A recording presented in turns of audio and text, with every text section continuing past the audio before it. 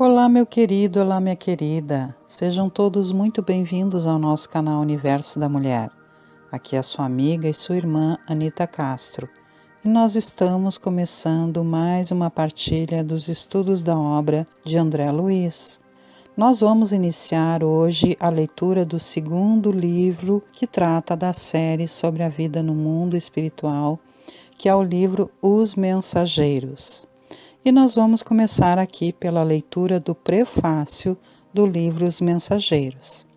Antes de nós iniciarmos então, eu te convido para que você não esqueça de curtir esse vídeo e também partilhar com outras pessoas que você saiba que gostam de assuntos espíritas e espiritualistas. Vamos então à leitura do nosso prefácio aqui desse livro maravilhoso, que é o livro número 2 da série sobre a vida no mundo espiritual, e vamos então, posteriormente, tecendo breves comentários. Lendo este livro, que relaciona algumas experiências de mensageiros espirituais, certamente muitos leitores concluirão, com os velhos conceitos da filosofia, que tudo está no cérebro do homem, em virtude da materialidade relativa das paisagens, observações, serviços e acontecimentos.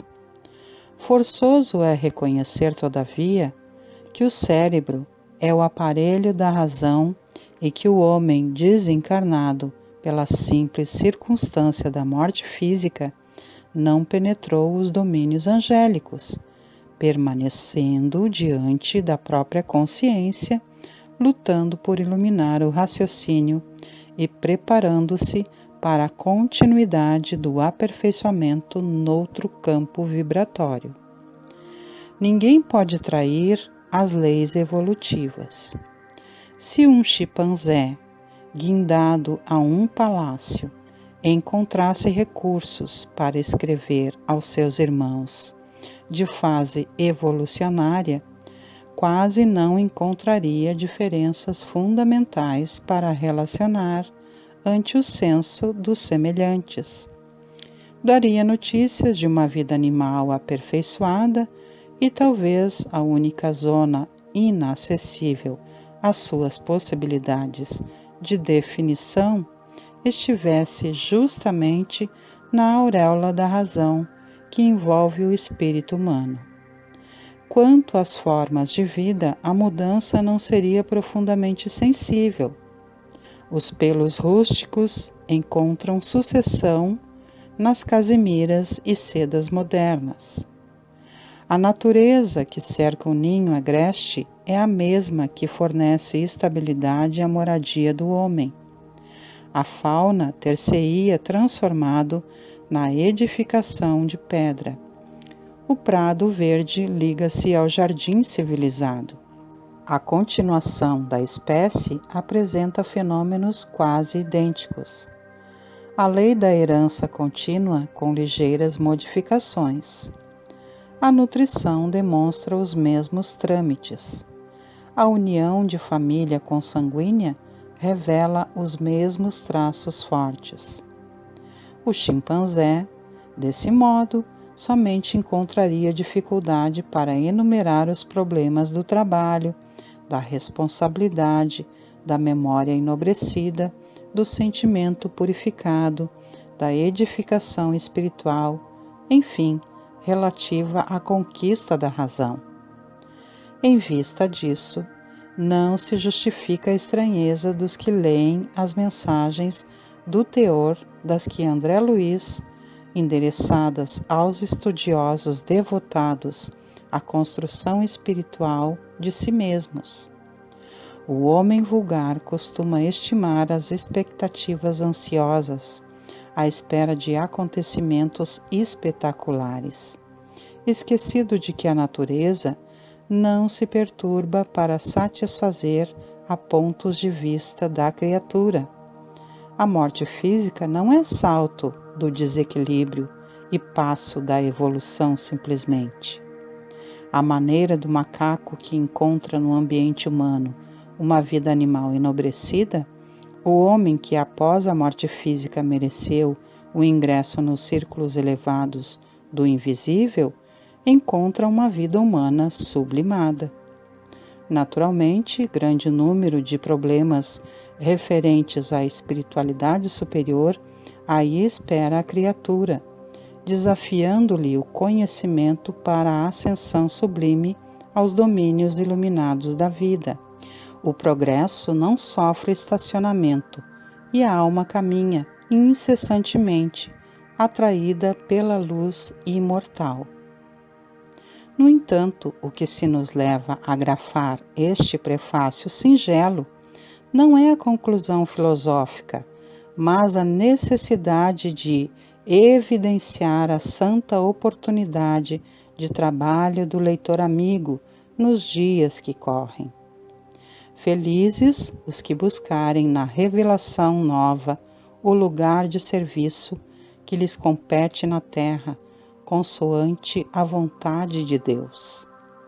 O Espiritismo cristão não oferece ao homem tão somente o campo de pesquisa e consulta, no qual raros estudiosos conseguem caminhar dignamente, mas, muito mais que isso, revela a oficina de renovação, onde cada consciência de aprendiz deve procurar sua justa integração com a vida mais alta, pelo esforço interior, pela disciplina de si mesma, pelo autoaperfeiçoamento.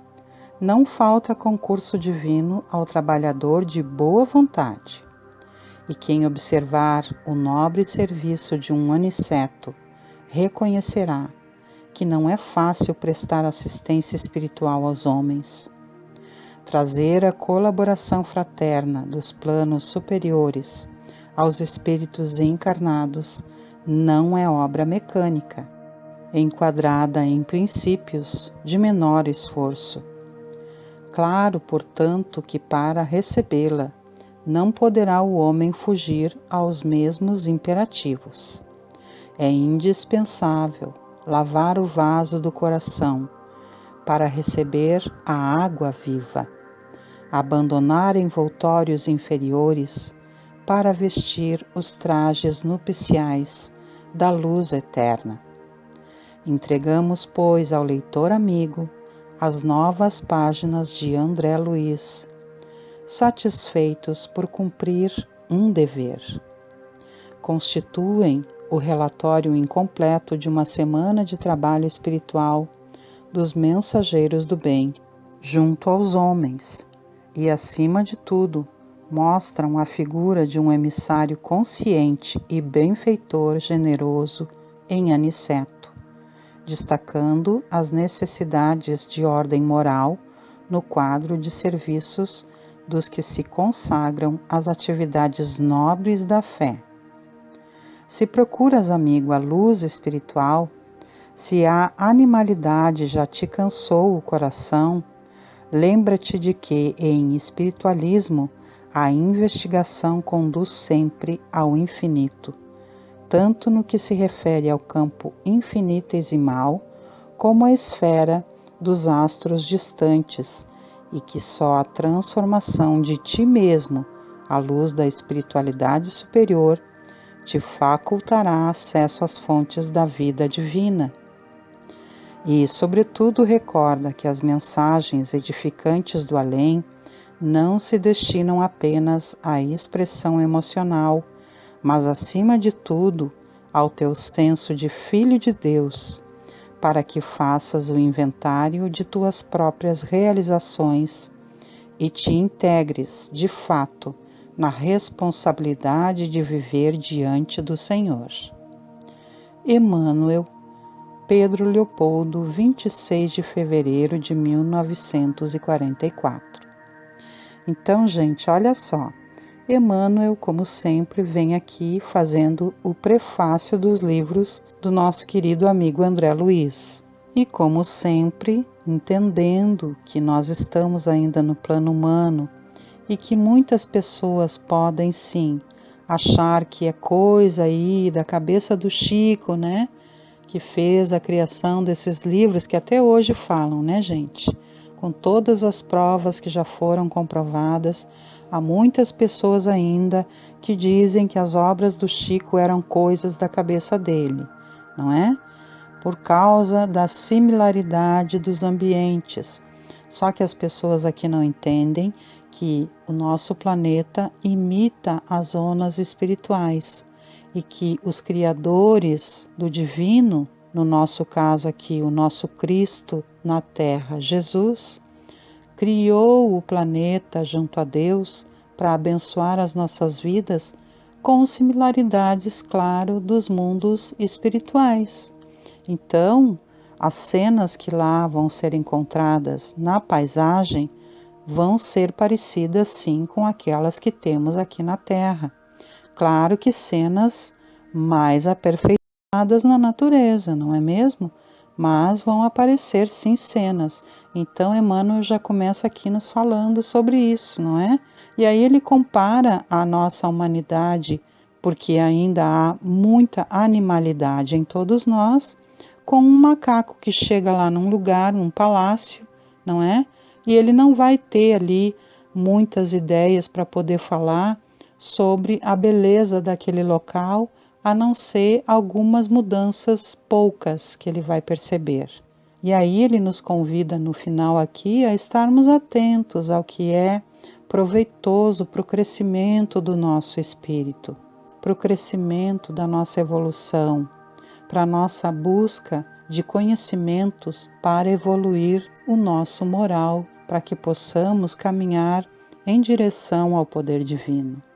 Então, que a gente possa sorver desse livro, que é o segundo livro da série sobre a vida no mundo espiritual do nosso querido André Luiz, que sempre muito generoso veio partilhar conosco toda essa série de livros, que são 13 livros, e nós estamos então nesse segundo. Vamos começar aqui a leitura do nosso primeiro capítulo, que vem sob o título Renovação. Mencionando já também ali, gente, que Emmanuel fala sobre Aniceto, não é? Que é o benfeitor espiritual principal aqui referido neste livro.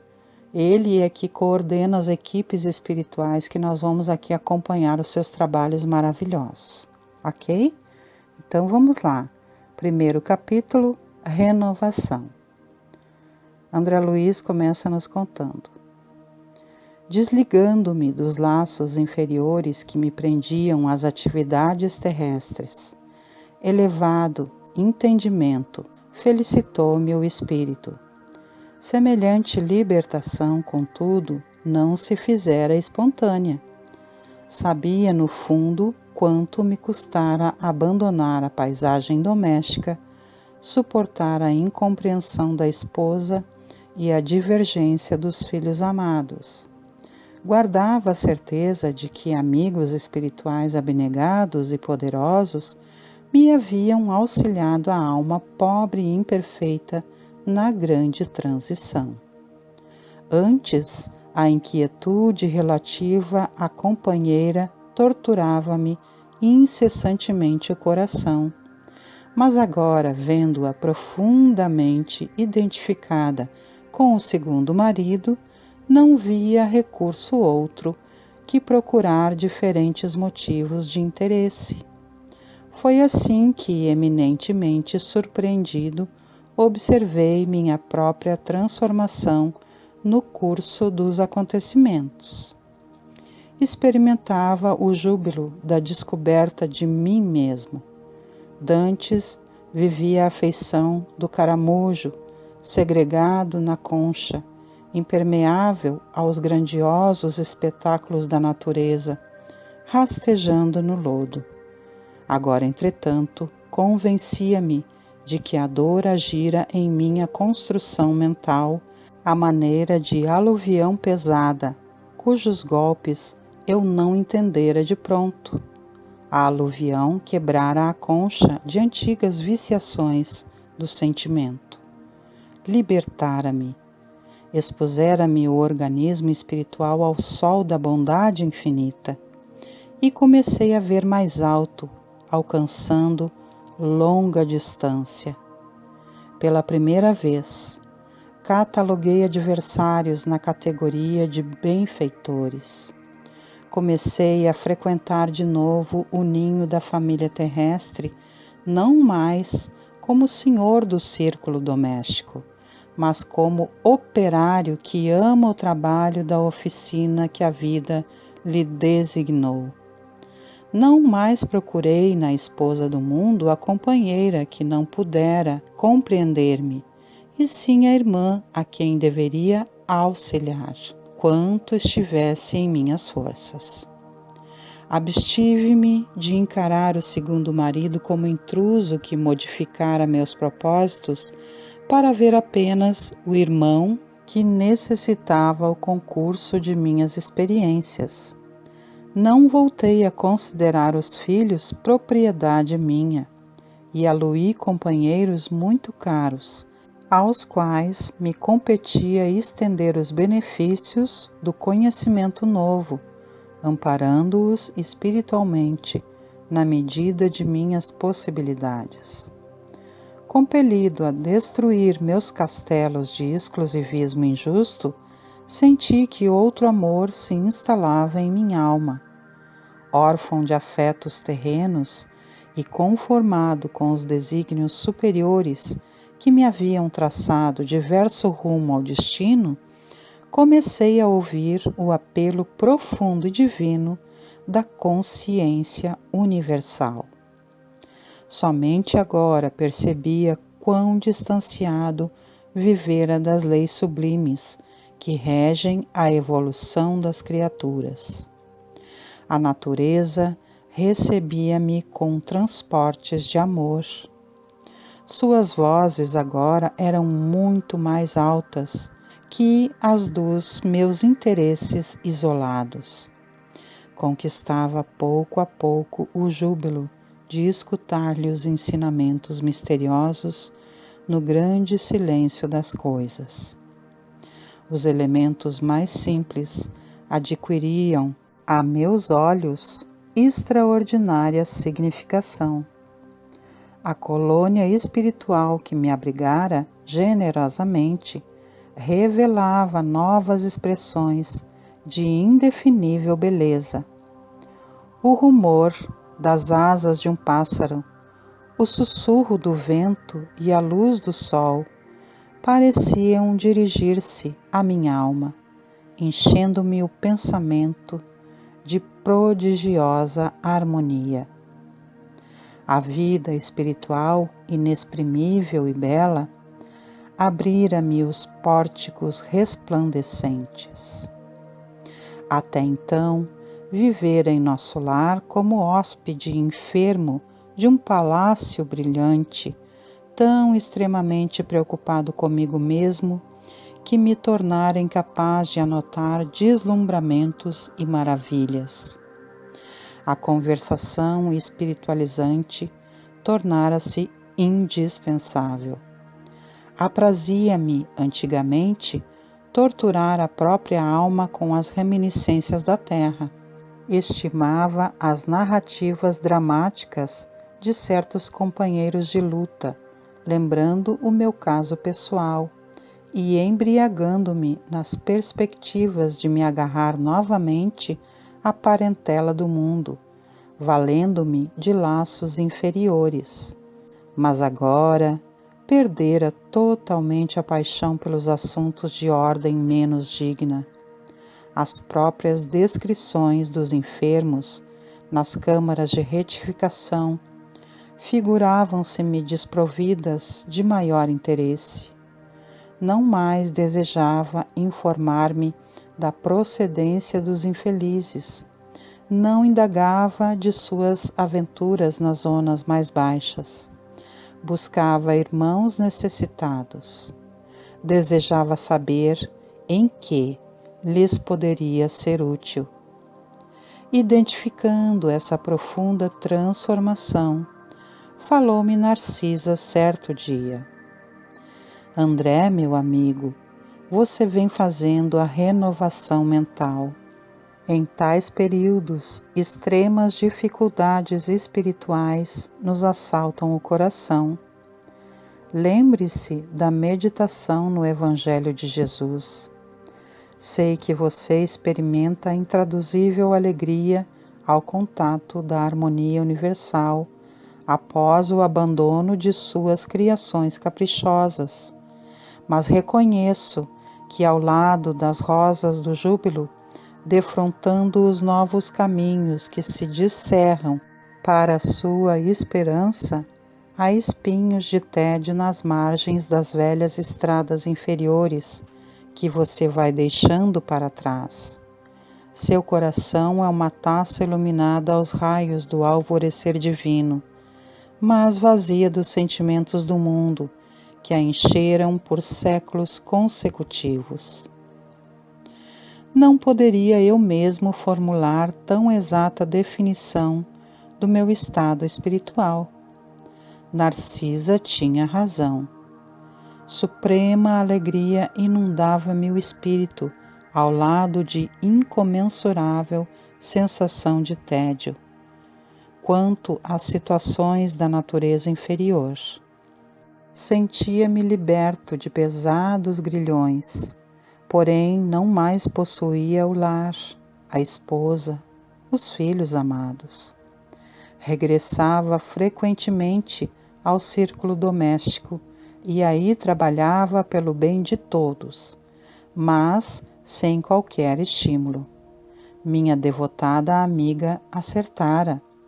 Meu coração era bem um cálice luminoso, porém vazio. A definição comovera-me.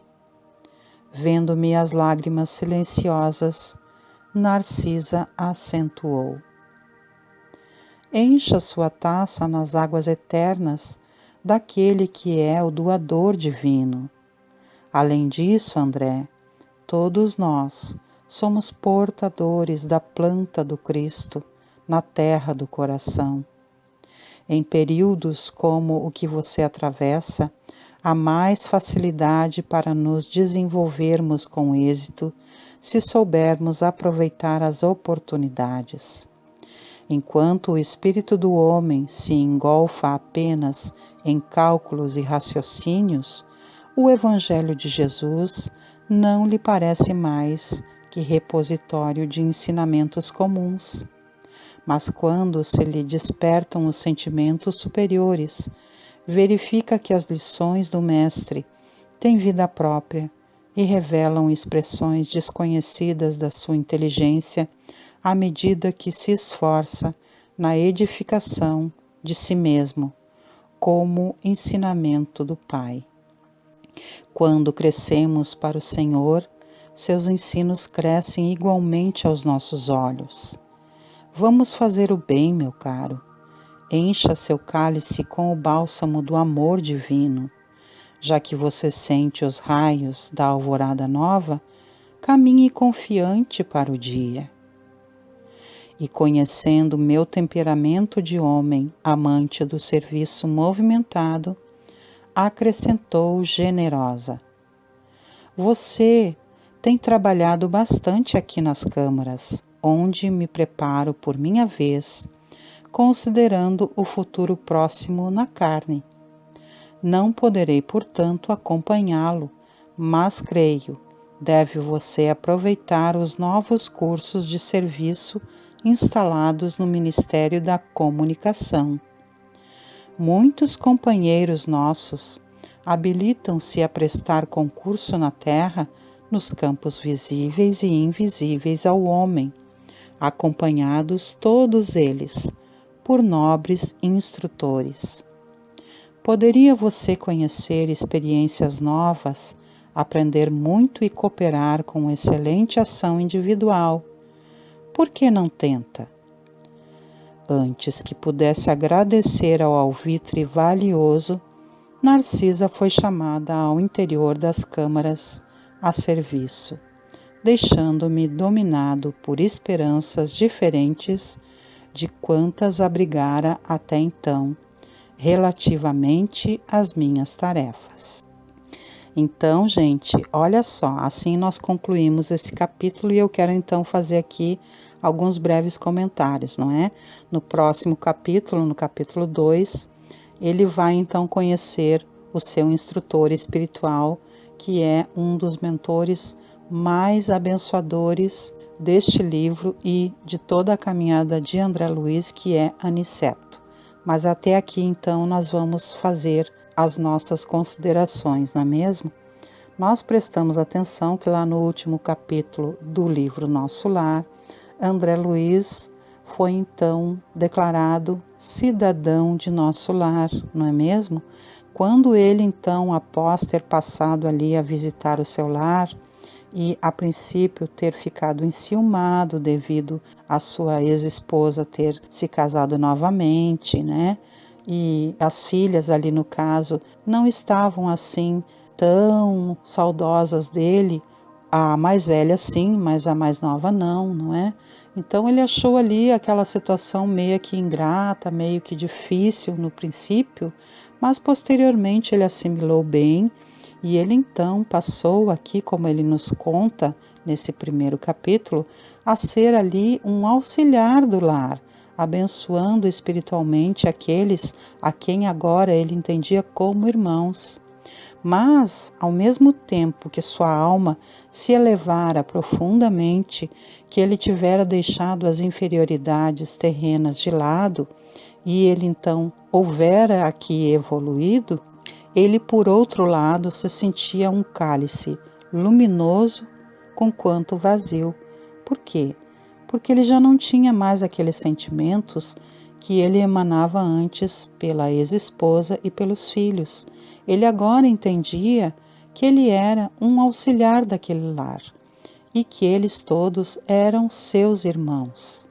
Então Narcisa, com toda a sua sensibilidade de sempre, aconselhou-o que ele procurasse então servir, porque nesses momentos o coração ali na transição estava ainda, mesmo que preenchido pelas belezas divinas, estava um tanto quanto abalado, devido a essa sensação de transição pela qual ele estava passando.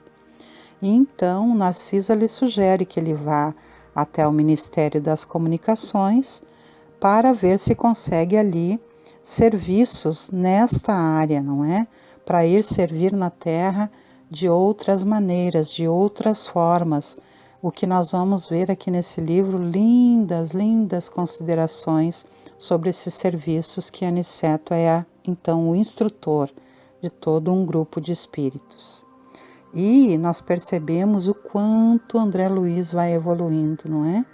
O quanto ele vai crescendo gradativamente, e aí nos fica aqui o exemplo de que nós também, mesmo ainda aqui no nosso planeta Terra, mesmo ainda encarnados aqui, podemos lentamente ir evoluindo, estudando, nos dedicando e especialmente pondo em prática tudo que nós temos aprendido aqui nos nossos estudos, nos nossos encontros do Evangelho, nos nossos estudos do EJE, enfim, todas as atividades que temos feito aqui, para que nós possamos praticar no dia a dia, para ir evoluindo passo a passo, porque André Luiz fez aqui uma jornada um tanto quanto difícil no início, não é mesmo? Tendo passado 8 anos pelo umbral, e aí então só depois reconhecendo a presença de Deus através de uma prece sincera que ele fez ali por longo tempo, quando ele então conseguiu perceber os benfeitores em torno dele que o levaram para nosso lar, até que ele chegasse a este momento. E então agora ele vai entrar por essa nova porta de bênção, que é o servir cada vez mais e cada vez melhor através dos ensinamentos do querido amigo espiritual, o instrutor Aniceto, que nós vamos ver no próximo capítulo.